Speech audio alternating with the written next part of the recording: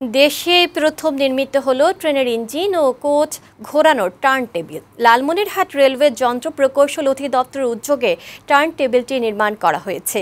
ফলে এখন ঝুঁকি নিয়ে ট্রেনের পেছন দিকে চালাতে হবে না।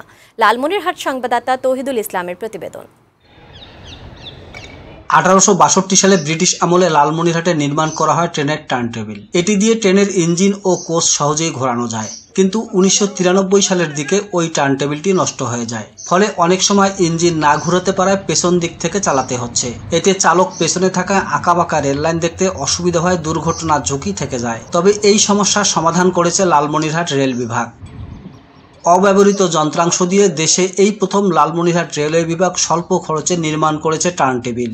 এখন শুধু রেল লাইন সংযোগের অপেক্ষা। ইঞ্জিনে সম্মুখভাগে ক্যাপ্টার মোস্টে করে নিতে পারলে আমাদের সামনে সিগন্যাল ডিস্ট্রিবিউশন হতে খুব সুবিধা হয়। বর্তমানে যে টার্ন টেবিল নির্মাণ হচ্ছে আমরা এই সুযোগ সুবিধাটা পাবো। লালমনিরহাট রেলওয়ে বিভাগ থেকে প্রতিদিন 11টি ট্রেন ঢাকা, টাঙ্গাইল, গাইবান্ধা, বোনারপাড়া, বগুড়া, রংপুর, দিনাজপুর সহ 28টি গন্তব্যে যাত্রী নিয়ে চলাচল করছে। টার্ন টেবিলটি চালু হলে এই পথে ইঞ্জিন ঘুরিয়ে ট্রেনের সামনে রেখে চালানো যাবে। 1879 থেকে 1900 সালের মধ্যে আমাদের লালমনিরহাটের যে স্থাপনাগুলো রেলের এগুলো হয়, তো টার্ন টেবিলটাও ওই রকম কোনো সময়ই হয়েছে। 124 বছরের ইতিহাসে এটি একটি প্রথম টার্ন টেবিল কোনো বাংলাদেশি নির্মিত, অর্থাৎ ব্রিটিশরা চলে যাওয়ার পরে পাকিস্তানি আমলেও কোনো টার্ন টেবিল নির্মিত হয়নি। নবনির্মিত এ টার্ন টেবিলটি দ্রুত চালুর উদ্যোগ নেওয়ার দাবি চালক সহ সংশ্লিষ্টদের।